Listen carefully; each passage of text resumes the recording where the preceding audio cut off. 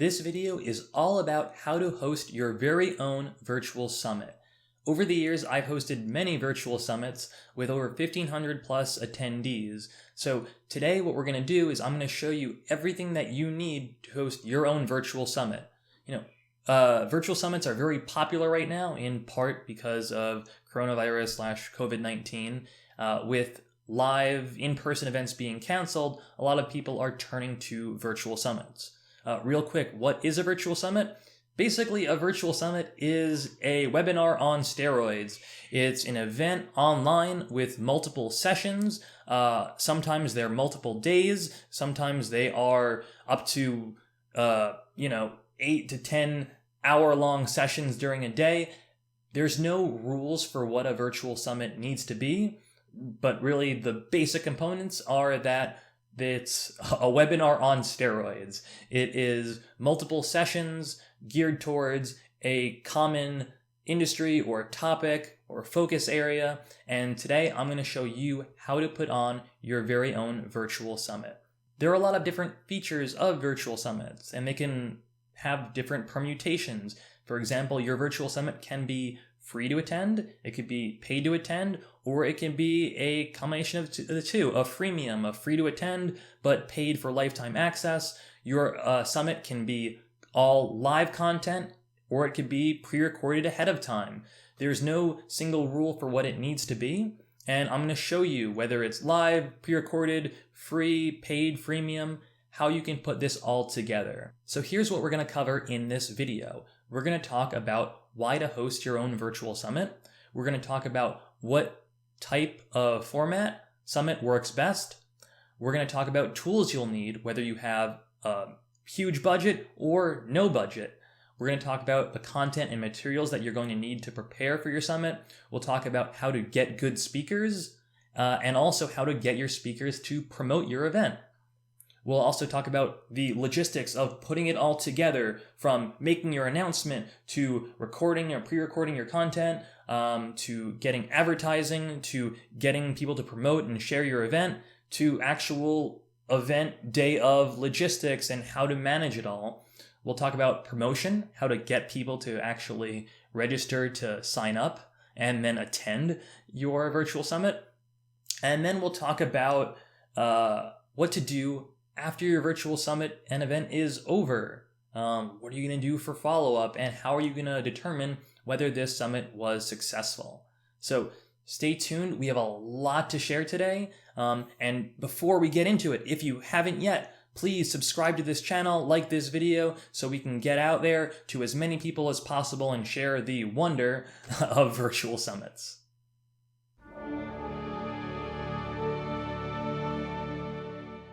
So first off, why are you going to host a virtual summit? If you're thinking about doing one just because they've been seeming popular lately and it's all the rage, you might want to reconsider it, because putting together a virtual summit is a lot of work. It's not just like putting together several webinars worth of work. There's a lot of moving pieces to them. And when I put my first virtual summit together, just for frame of reference, I've put together several virtual summits since 2016 with over 1,500 attendees, and the first year I did it, I spent probably 2 months solid working on putting together the summit. And it was a 2-day summit with, I think, 18 speakers or so. So a lot of different sessions over 2 days, and a lot of promotion to be doing, and a lot of logistics that need to go into putting together a virtual summit. So don't just try and do one on a whim, because there is a lot of work that goes into it. And I know a lot of times with marketing, we want to try out new tactics and new techniques to try and build our audiences, but a virtual summit is not something to consider lightly.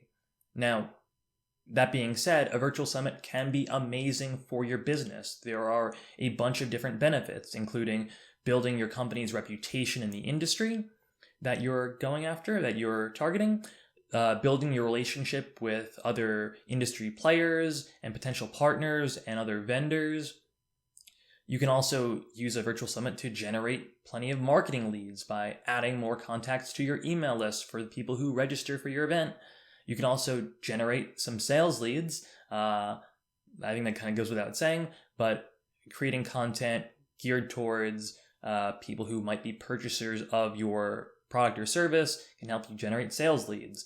And beyond that, there's also, you may be able to generate some money out of this. Now, I'll talk about this a little bit more later, but generating money shouldn't be the primary focus of this unless your business is online event planning, because there's a lot of work that goes into a virtual summit, and there are probably easier ways to make more money quicker, especially if this is your first one, so just keep that in mind.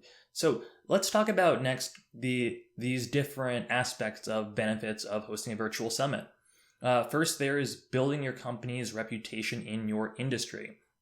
So by you hosting a virtual summit with a panel of esteemed speakers and giving sessions on topics relevant to your audience, you will build your reputation of your company. You're hosting this event, you've gotten great speakers, and your audience will recognize you.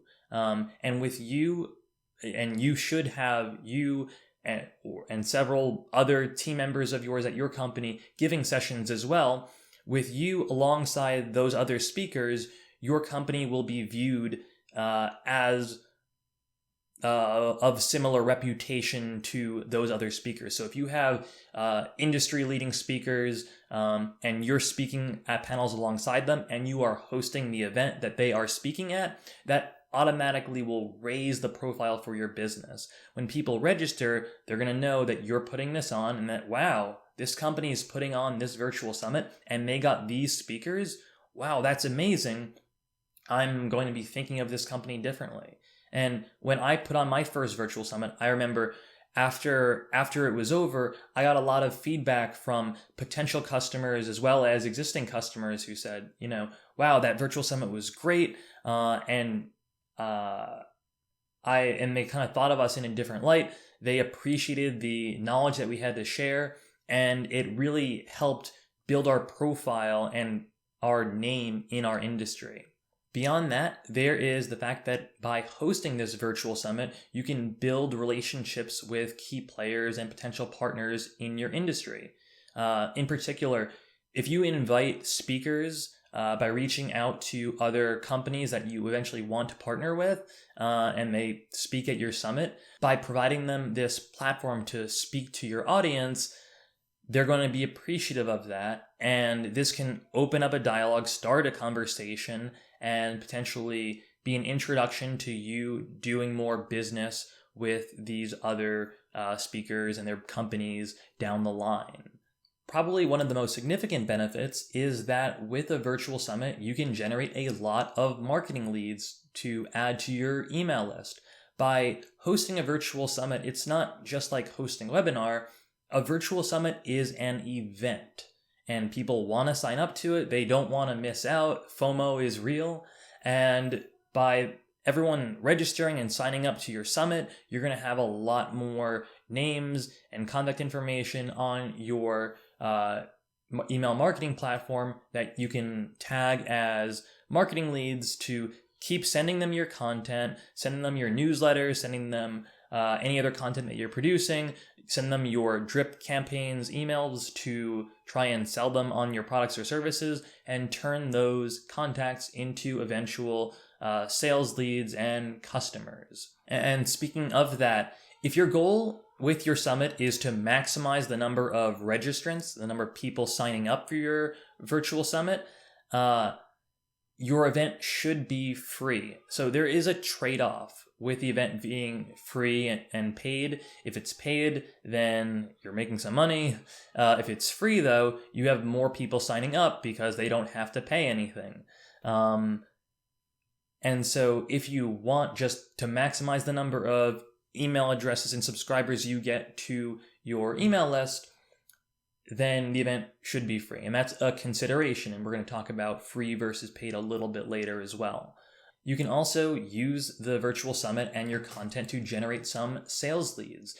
You should absolutely present sessions related to topics that you are an expert in and that your product or service solves the problem for, keeping in mind that you don't want your content to be just pure sales material, just to be a pure like demo of your platform, because that's not going to provide really much value for the audience. But if your session is helpful and informative and relevant to the problems that your target potential clients are facing, you may be able to use that to generate some sales leads, just like you would with webinar content.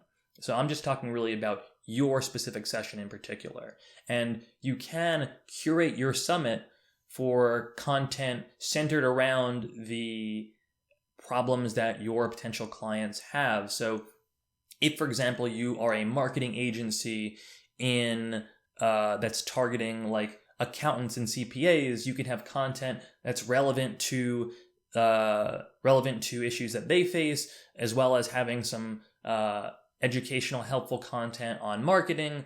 You can use that marketing content to really try and nurture your audience and hopefully get them to reach out to you regarding being customers and signing up for your service. Next, let's talk about making some money.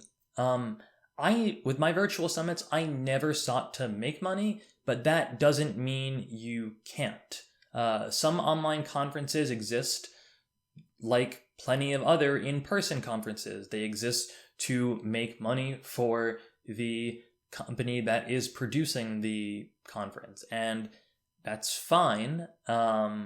Your online summit can have sponsors, it can have paid admission, it can have virtual exhibitors, it can be just like a real conference or exhibition, and it can make you money, and you could put it on specifically so you can get some revenue in the door.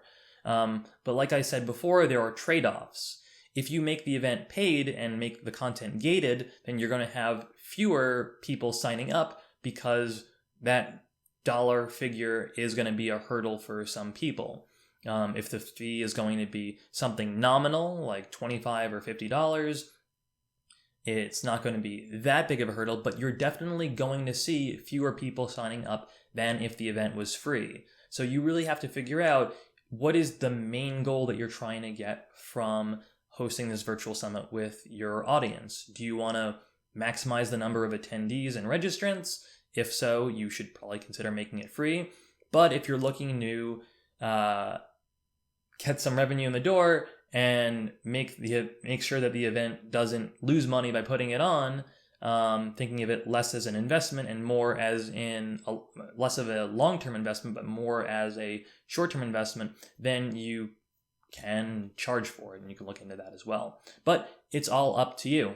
Next, I want to talk about formats for your virtual summit. They can be either live or pre-recorded or a combination of the two. So the thing is, your virtual summit is going to have multiple sessions with potentially many different speakers. And how is that going to work? How are you going to have between 4 to 8 sessions per day with different speakers going likely back to back?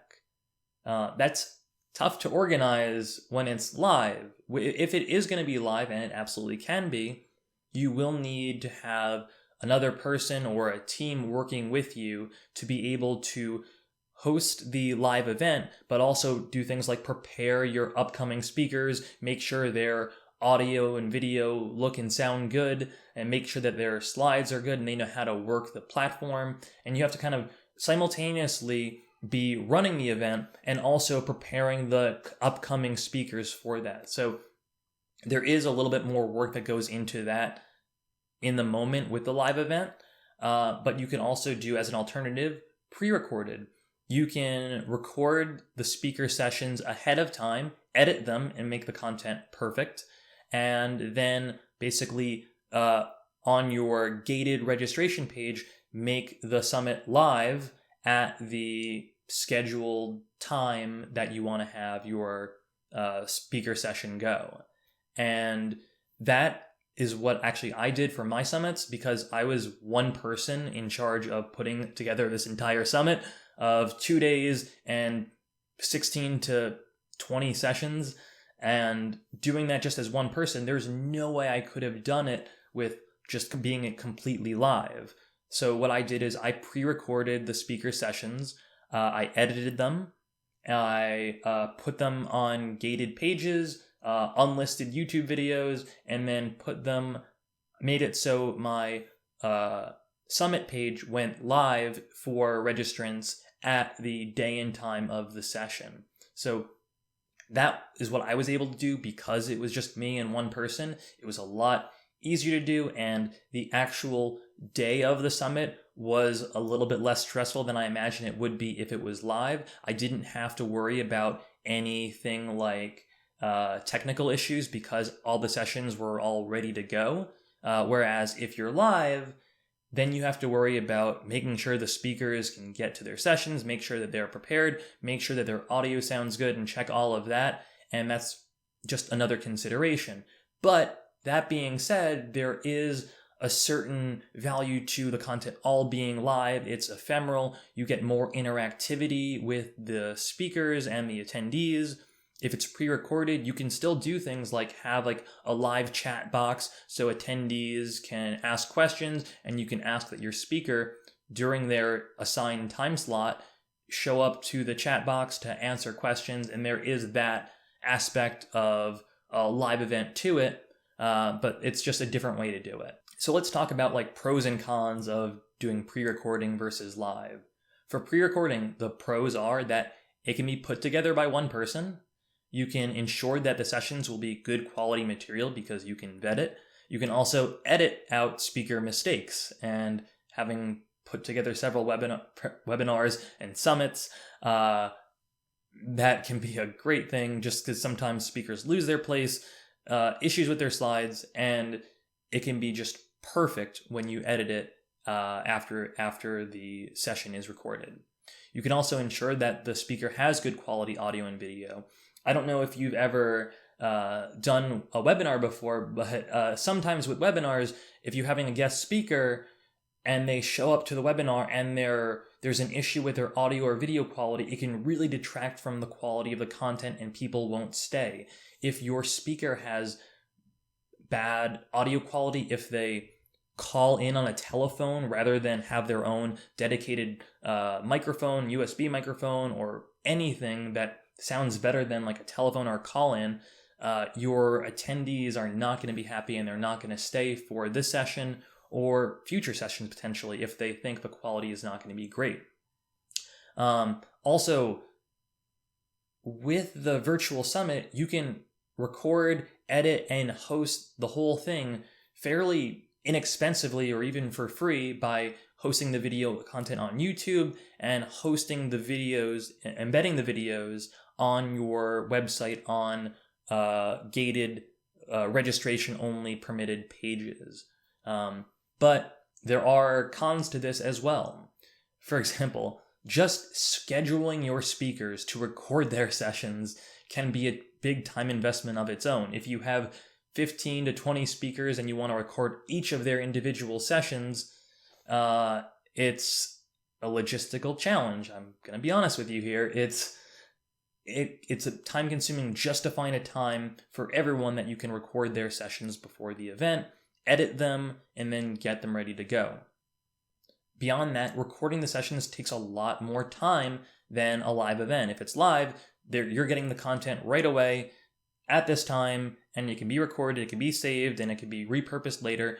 But if you're pre-recording, each session, if it's a half hour or an hour long, you need to be there to record it with them. You need to be taking notes to see what needs to be edited out. You then need to edit that video, save it, render it, export it, upload it. It's a lot more time consuming.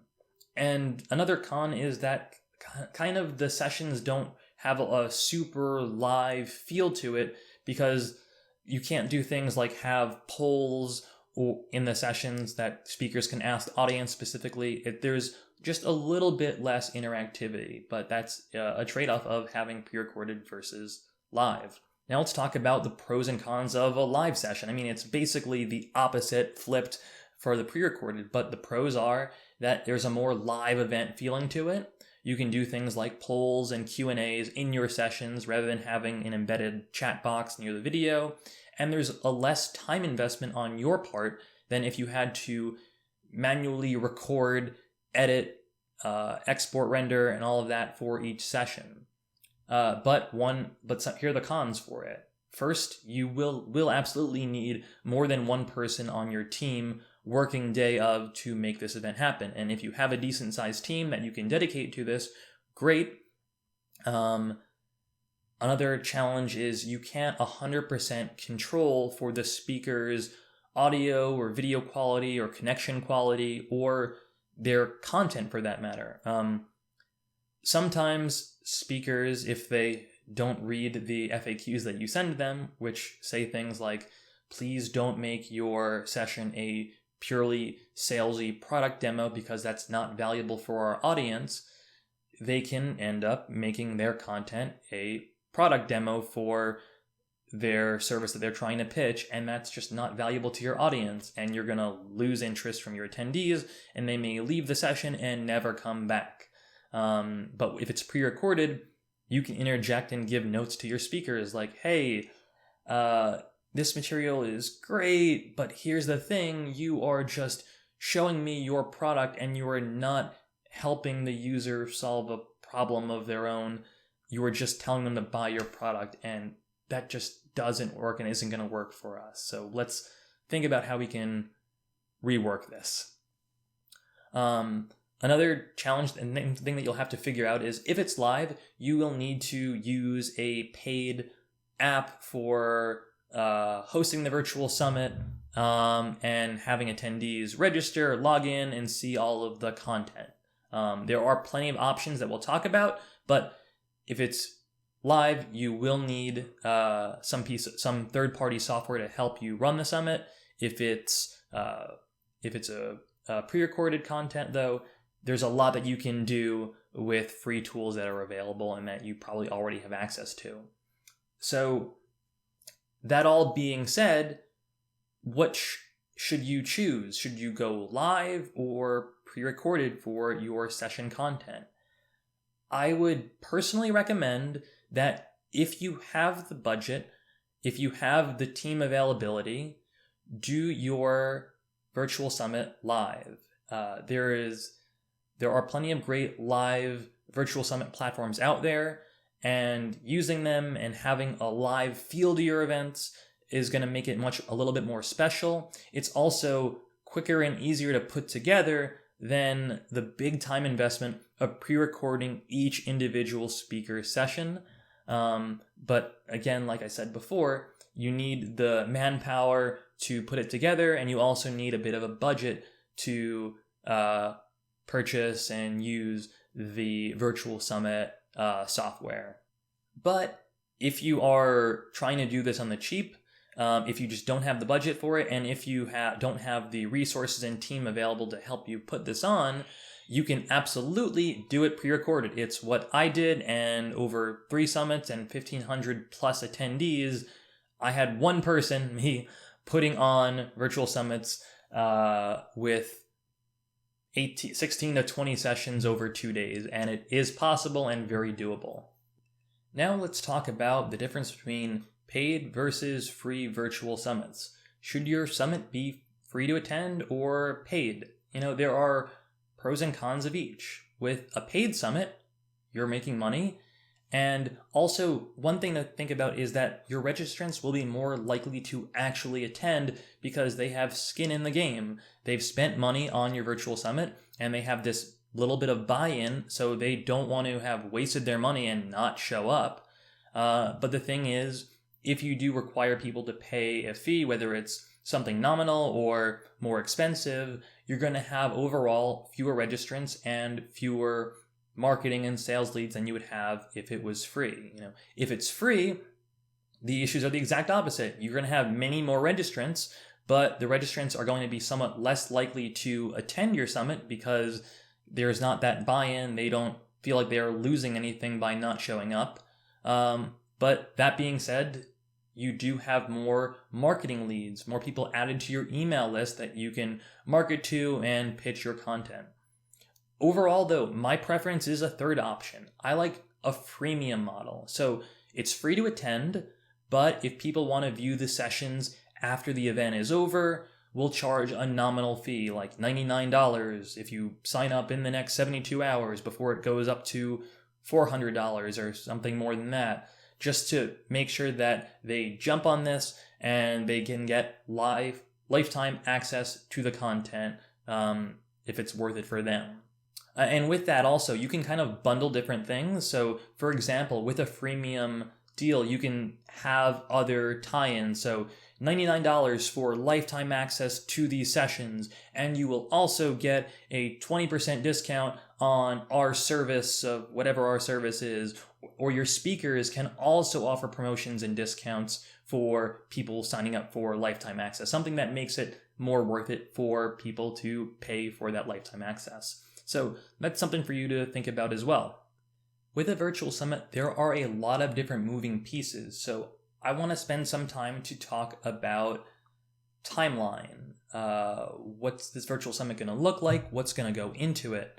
So there are a few common pieces that you're going to need. First, for example, you need to choose an event day and time for your sessions. You need to decide on whether it's going to be free, paid, or freemium. You'll need to create collateral for your speakers, things like FAQs that list out things like what's the day and time of this event, what's expected of speakers, here are template slides, for example, that they should use, the event hashtag, other common questions that they might have, as well as a speaker release form that they can sign just so that they know that this content that they create for your summit is a work for hire and you own the content and can do whatever you want with it. You also need to sign on the speakers, share them this content, reach out to them, pitch them, ask them to speak at your summit, and get them to say yes, and then sign that speaker release. You also need to create promotional materials for your event, as well as promotional materials for each individual speaker. Every speaker you should have a landing page for. You should have ad materials for, social media cards for, and things like that as well. You're also going to need to create a website for your virtual summit with a registration page and confirmation, as well as the registration components to it. Beyond that, you also need to get speakers' materials to them to help them promote the event. And you also are going to need some things from the speakers, like, for example, their headshot or their name, how they want it spelled for the summit, pronouns, also their company name that they want listed, things like that, so you can have it right on the materials. Then you need to promote the event, announce it, share it, go on podcasts, have ads running, have emails sending out to your lists. And then there are the aspects of it that are either pre-recorded or live. If it's pre-recorded, you need to schedule recording times with each of your speakers. You need to actually record the sessions, film them, edit those sessions in post, render and export them, and then upload them to YouTube, Vimeo, Wistia, whatever platform you use, and then embed them on the Virtual Summit website behind the gated pages so no one can get to them until you make the event live. If the event is going to be live, you need to prepare each speaker ahead of time. You're going to have a backstage and front of stage area on the actual day of the summit so that you can prepare the speakers and make sure their audio and video quality is good. There's some of that work there. Then you actually need to run the show. You need to be watching the summit, seeing how the interactions are going, monitoring social media, making sure that people are using your event hashtag that you've created, and answering any help questions that come in, because you are going to get help questions, especially for some people who, for some reason, can't register for your event, which will happen. And then after this is all over, you're going to need a survey and follow-up sequence for your registrants and attendees. This is key. The post-event stuff is very important because this is what's going to help you turn some of these marketing leads into sales leads and sales leads into paying customers for your service, which is going to help make this event, putting this on, have been worth it for you. Now let's talk about tools, the software and the apps that you're going to need to put on your virtual summit. You're probably wondering, well, what am I going to use for hosting a live summit? We'll get to that real quick. But most of the tools you already are probably going to have if you're running a business that has any online component to it. You're going to need email marketing software to be able to send out emails to your list and add registrants to your list, whether it's ActiveCampaign, which is what I use, HubSpot, MailChimp, or whatever else. You're going to need a payment gateway for paid registration, so using things like Stripe, for example. You're going to need registration / membership software if you're going to have your website with its own registration section. This is in particular if it's a free summit and you're not going to be using another piece of software dedicated entirely to the summit. If you are going to be using summit software, that can probably take care of most of this stuff. But for example, like you might want to use WooCommerce for getting people registered and having accounts so they can log in to your summit. You're also going to need a website platform, for example, WordPress with the Offsprout page builder, so you can build your virtual summit website, plus your landing pages and all of those.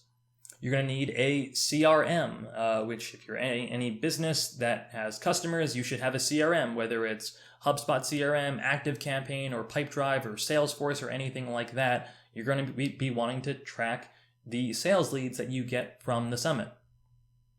If your summit is pre-recorded, you're going to need video hosting, so YouTube, Vimeo, or Wistia. Those are the big ones.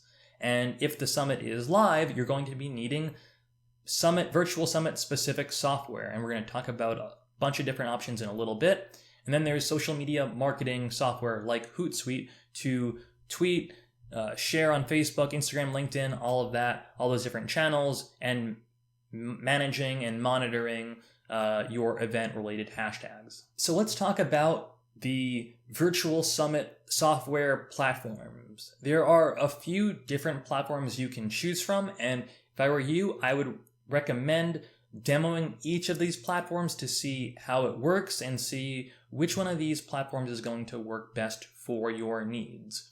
The few that I know of that you may want to check out are Hey Summit, virtualsummits.com, Hopin, and On24. And I'll have links here and in the description so you can check those out as well.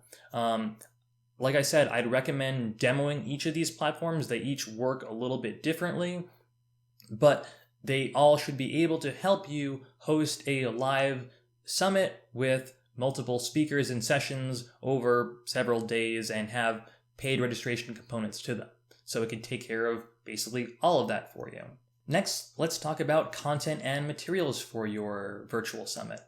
I would recommend preparing as much as you can ahead of time. So before even announcing your event, schedule all of your content pieces. And this is going to include your initial announcement, a press release if you're going to do it, a blog post talking about the event and the sessions, scheduling an email series to your email list, scheduling ads with your speaker sessions and for the event overall, having social media cards created for your sessions and for the event, having social media post content, as well as having your landing pages and your website all good to go.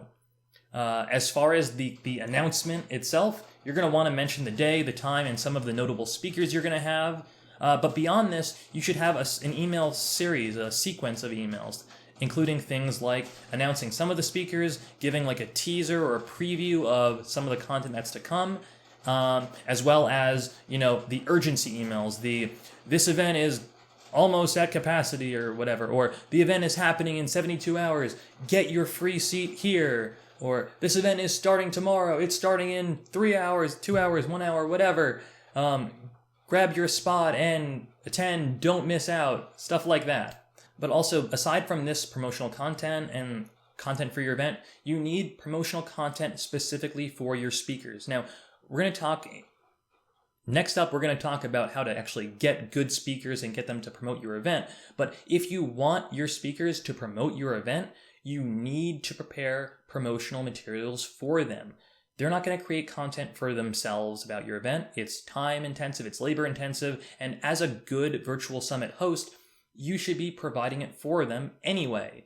If you have people signed on to speak at your event and you're like, hey, can you share this with your audience? That'd be great. They're going to say, all right, well, what do you want me to share? And it's like, all right, are you going to put the burden on that speaker who's going to give you access to their audience to force them to come up with content themselves? No, you should absolutely come up with basically email text templates, social media post templates, as well as personalized landing pages and social media cards for each of your speakers so they can share this all with their audience and help people who know them to sign up to your virtual summit. One nice thing about this is if you have a personalized landing page for each speaker that they can send traffic to, then you can see how many registrants each of your speakers is bringing into your summit, and you can have that data and know that for the future. Now let's talk about how to actually get good speakers for your virtual summit and how you can get them to share and promote the virtual summit. So for your sessions, you should have a general idea of the type of content you're looking for. What is the theme of your virtual summit going to be? Is it going to be about email marketing or creating courses or content? Is it going to be focused on a particular industry like accountants or lawyers or web designers or agencies or graphic designers or anything like that? Have a theme, know what it is that the theme is that you're going to cover, and then you can find speakers going from there. If you are targeting a particular industry like web designers or accountants or lawyers or whatever, I recommend having a wide variety of sessions and topics for that virtual summit. So you might want to have talks on things like marketing, operations and management, accounting and finance, software and tools, productivity, and things like skills and like a training kind of session. You might also have an idea of what people you want to speak at your event, regardless of content, just because you have an idea of a speaker who is relatively well known in your space and you think that they would be a good draw. And that's fine. You can be flexible. But generally, I find it's helpful that you approach the speakers with an idea first of what you want them to speak about. So you can let them know, say, hey, I thought you'd be a great speaker for this event on this theme. I'm open to any ideas that you might have that you might want to speak about, but here are some things that I thought of that maybe might be interesting to you, and then giving them some suggestions. And if there are previous sessions that they've done on a topic and you've done your research on the speaker, that's also going to be easier for them to present on. But they may not want to do that. They may have a new topic or a new idea that they've been just looking for an outlet to speak about. So that can be great as well. Just be flexible and be open to different ideas that your speakers, the ones that you want to speak because they are going to be a great speaker and a great draw, be open to that. One question I've gotten a few times is, how do you actually get speakers and get a great lineup? And it's really simple, actually. I just reach out to them. I was interviewed for a podcast recently, and a question that the interviewer asked me was, what do you do if you feel like you're a nobody in your industry and you're dealing with this imposter syndrome and you're wondering, why would anyone want to speak at my event? So my answer to that was, I just need you to dispense with that thinking right away, because you're giving the speaker a platform, and it's super convenient for the speaker if it's from the comfort of their own offices or home without having to travel anywhere to a conference, get lodging, get their workday disrupted significantly. They just need to be there for that one session, presenting that topic, potentially that they've presented elsewhere before, so it's not a huge burden for them. So it's a pretty easy commitment to speak at this conference. And the thing is, I know it's also easier said than done, especially if you're in a larger market and a larger kind of event where you're going after SEO and you want people like, I don't know, Brian Dean or Neil Patel to speak at your event. And those people probably are not going to want to speak at your event for free. regardless of whether you're charging attendees or not, because those names are a big draw. That also brings up another question, and questions that I get from speakers when I'm asking them if they'd be interested in speaking is, are you going to be charging for your event? And if you are going to be charging for your event, especially if you're going to be charging significant fees like $1,000 or $1,500 or anything like that, your speakers, especially the more well-known ones, are going to want a speaker fee, and you're going to have to budget for that. Obviously, because the speakers will see that you are having this event and profiting from it and profiting from their content and their profile. So that's going to be something that you're going to have to consider as well. But if you're not charging attendees and you let your speakers know that, saying, hey, I'm wondering if you'd be interested in speaking at this event. It's free to attend. We want to share knowledge with our audience on these topics. We thought you'd be a great speaker. Then they'd be probably more amenable to working with you without having a speaker fee. And so, how do I reach out to them and how do I get in touch? What I try and do before my events is kind of lay the groundwork and build relationships. When I hosted my virtual summits, by the time I was reaching out to speakers, a good amount of them already knew who I was because I was interacting with them on social media. I was guest posting on their blogs. I was already pursuing partnership opportunities with some of them. So a good amount of the speakers already knew who I was and knew what I was about and knew that I was capable of putting on this virtual summit and that it wasn't going to be some rinky-dink thing, and that there was this opportunity for all of us to put on this great event together. And that made my speakers much more likely to be amenable and agree to take part in the summit. And some of them just wanted to do it, like, all right, absolutely, I'm really excited about it. I'm in. Thank you so much for the invite. And they were touched that I invited them.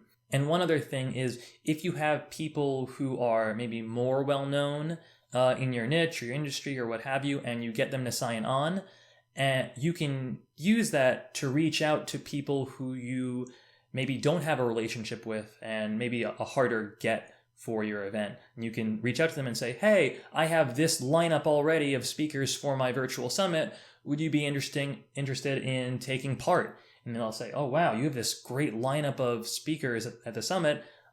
I definitely want to be a part of that.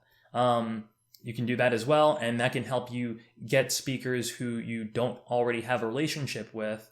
So kind of piggybacking on the yeses that you got from other speakers to kind of round out your summit's speaking schedule.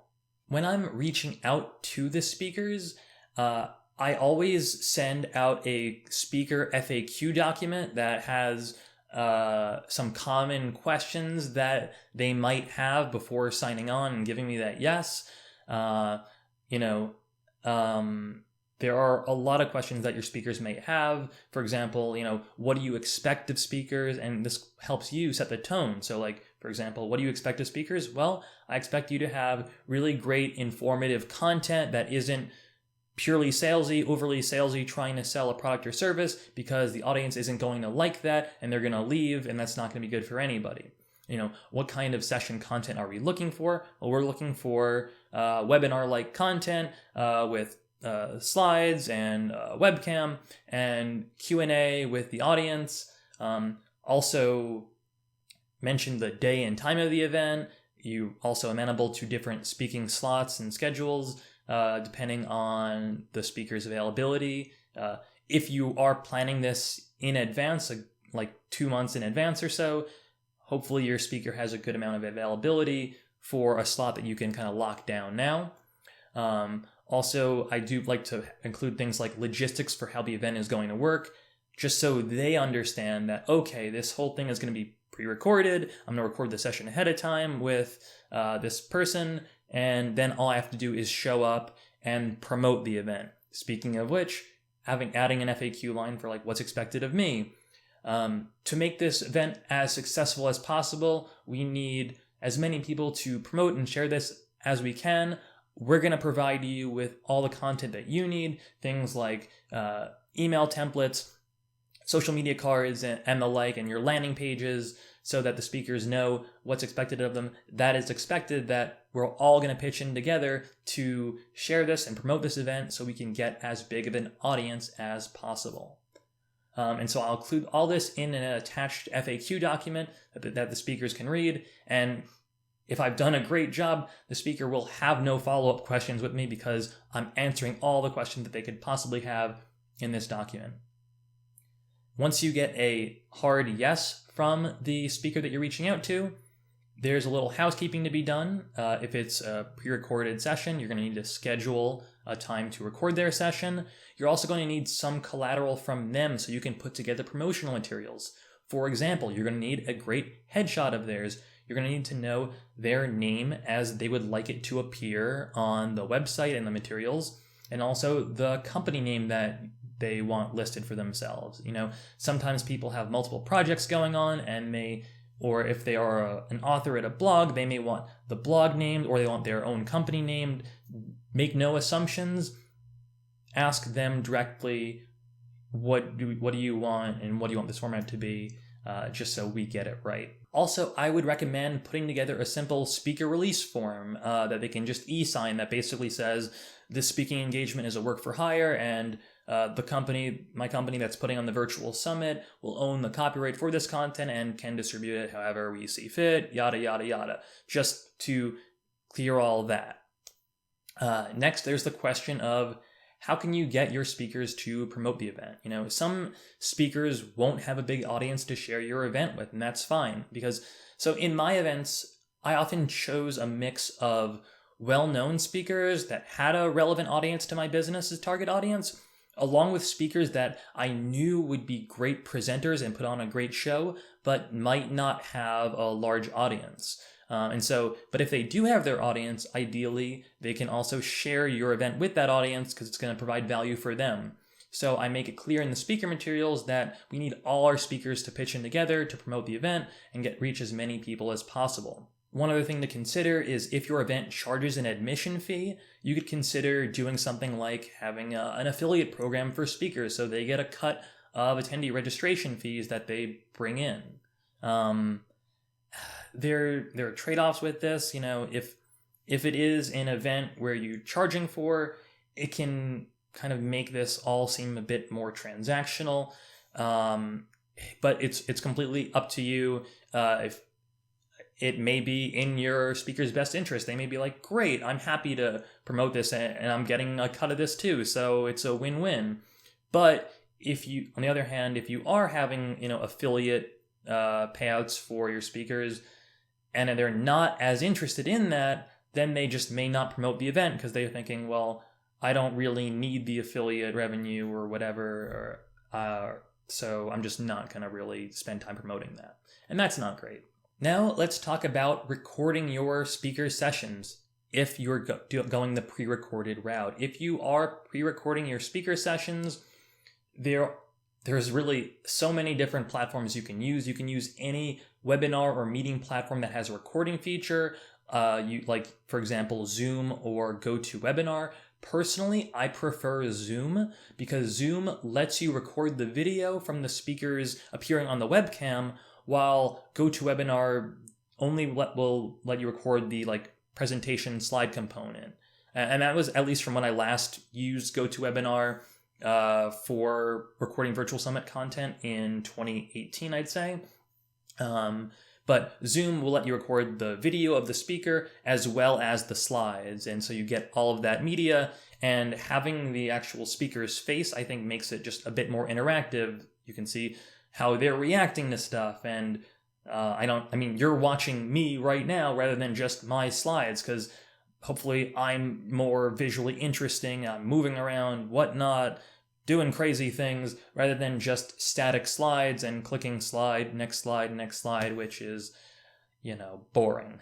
So let's talk about recording their session. So before you get going, test the speaker's equipment. It's important to make sure that the audio sounds good because attendees will leave the session if it's frustrating to listen to the speaker. Also, keep a notepad handy. If for any reason there are mess ups that need to be edited out of the final product, you can take notes, be like, all right, at this time in the recording, I need to edit out this mistake they made. This way you know exactly where to look, how many mistakes were made, and this way you can edit that out and be done with that, rather than having to watch the entire thing and hunting for where those pieces are that you need to edit out. That'll save you a lot of time. At the beginning of this session, I would announce the speaker like you would for a webinar, giving them an introduction and a brief bio, as well as some minor housekeeping stuff. So for example, thank you for attending this session on topic at name of our virtual summit. If you have any questions at all during this session, please feel free to ask the questions in the question box /live chat below this video, and we'll get to those questions. Continue the conversation online on social media using the hashtag, whatever hashtag you choose. And now here is our speaker. Then you let the speaker go and give their talk. And if there are any issues, they need to stop for whatever reason, make a note in your notebook so you can go back to that point later in the video and make those necessary edits. And then after the session is over, thank the speaker for their time and get to editing. And you don't really need an expensive piece of editing software or anything like that. You can use things like iMovie, or what I used is a tool called ScreenFlow. That's I think it's specifically for Macs. They also make there's another product for PCs called I think it's Cam Studio or Camtasia that is also equally good. I use Macs though, and today when I make my videos like the video you're watching today, I do all my editing with ScreenFlow. It's just very easy to use. Then after you're finished editing the video, export it and upload it to YouTube, Vimeo, or Wistia, whichever app you use, keeping the video unlisted so that the video will only show where you embed it or what people you give the link to. And this way people won't be able to find it by searching for it on YouTube or Vimeo or whatever. There are also, alternate ways you can do this, but I recommend YouTube, Vimeo, or Wistia. YouTube and Vimeo are free. Wistia is a paid premium service. And then you can embed your videos on the Virtual Summit Live page for all registered people that you make live on the day of your virtual summit. So we've talked about a lot so far. We've talked about materials and content. We've talked about sessions, software, speakers, and everything that you need to prepare for. And it's also important for us to talk about promotion. We have all the materials, which is good. By the time that you are making the announcement, you should have everything ready to go. So, and having 1 to 2 months of lead time, make your announcement, create your press release, go on other people's podcasts and talk about it, share your event in social media groups, as well as on all of your social feeds, make an email announcement in your email list, on your newsletter, start running ads to your audience.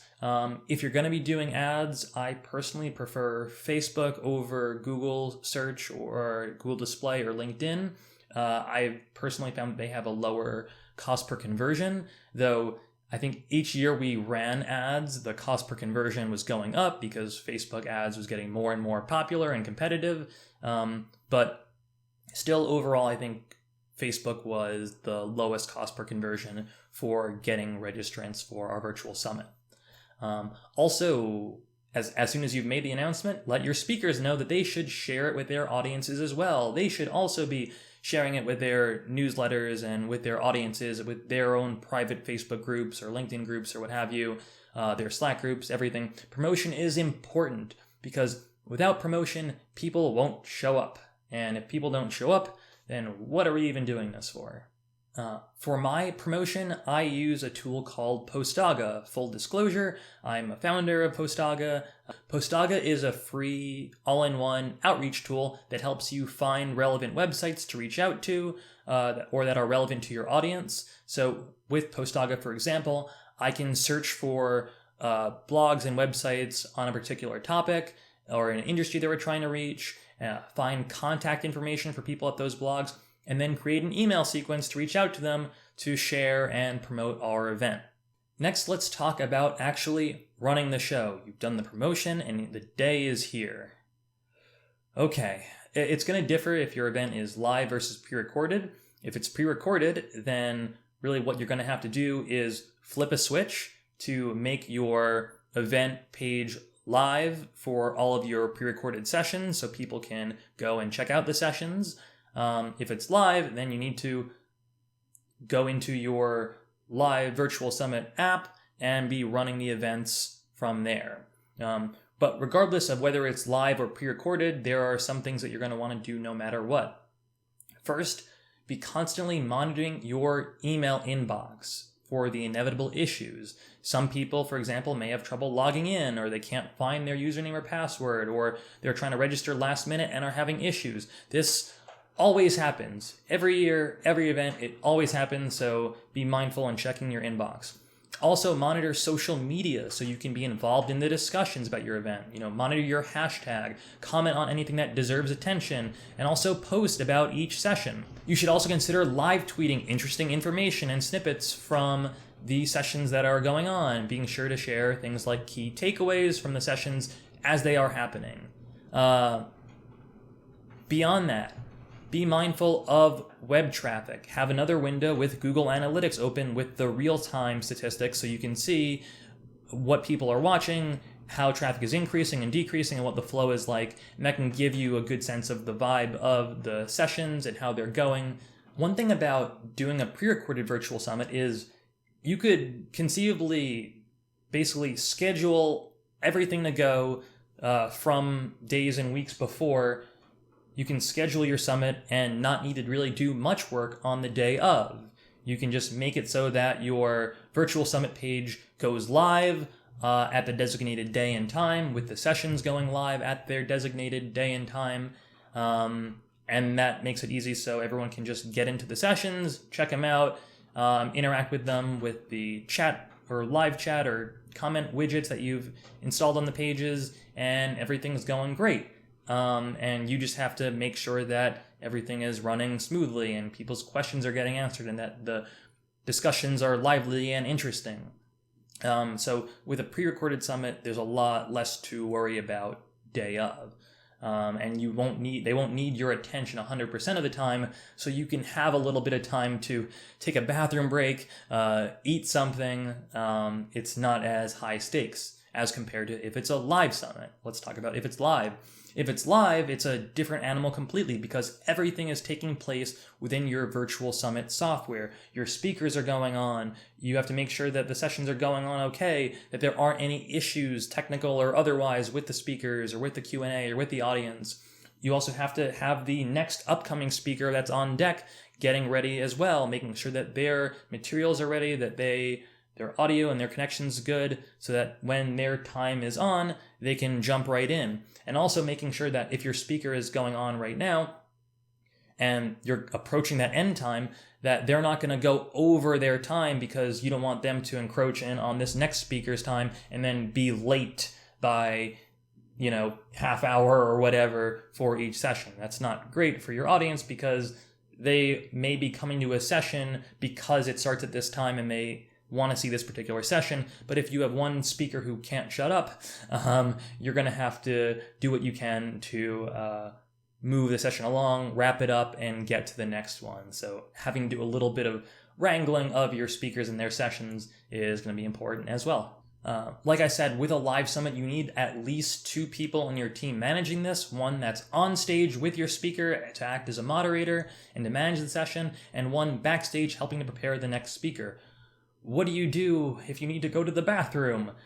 Pro tip, don't drink anything and you won't have to go to the bathroom. Don't eat anything, be going on a fast.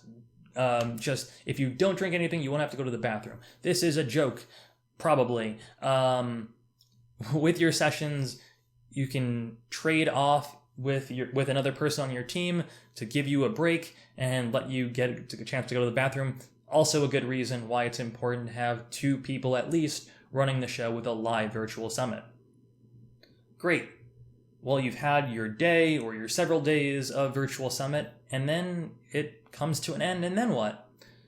Well, ideally, we also want to get some feedback from the attendees. What they like, what didn't they like, let's send out a survey, and you can schedule this ahead of time using your email marketing software, asking questions like, overall, on a scale of 1 to 10, how likely would you be to recommend this event to colleagues in the future? Which sessions did you attend? Which did you like? Any additional feedback that you'd like to add? Would you attend if we did this in the future? What sessions would you more want to see in future events if we did this again? As much feedback as you can get from these attendees, so you can decide, 1, do I want to do this again? And 2, if so, what kind of content should we have? Beyond that, after the event is over, we talked about freemium early. You may want to offer lifetime access to the sessions for registrants if they pay like a nominal fee. For example, like sending an email saying, thank you all for attending. This summit is now over. If you want, though, to get lifetime access to the sessions, or you weren't able to check anything out, you can pay a one-time fee of $99 or whatever and get lifetime access to all these great sessions. So there's that as well. And then last but not least, thank your speakers and thank your registrants and thank your attendees for taking part of this, because you couldn't have put this event on without them. Also, as a really nice gesture, what I like to do is send your speakers a gift basket, thanking them for their participation in this. They helped you make it possible. You can use a gift basket company. I think in the past I used like Harry and David, and I ordered gift baskets. I scheduled it ahead of time so that they would arrive at the speakers' addresses, I think on the day of the event or the day after the event. And so they really appreciated that. And it was really a nice gesture for you to do, just to thank them for taking part of this. They didn't have to. They gave up their time. They shared your event with their audience, and it's the least you can do. So recapping all of this, putting on virtual summits can be a great way to build your brand, get customers, get more leads, and, build partnerships within your market or industry. There's a lot of great things that you can get from putting on a virtual summit, and though there are a lot of components to it, I think we covered basically everything. But if you have any questions at all after watching this, we also have a companion blog post at this address, and it's also in the description. And if you have any other questions, please feel free to ask them in the comment section below this video. And lastly, thank you for watching this, and please subscribe to our channel, check out our other videos. We have a lot of great content on marketing and digital marketing and promotion, so please check those out as well. Thanks so much.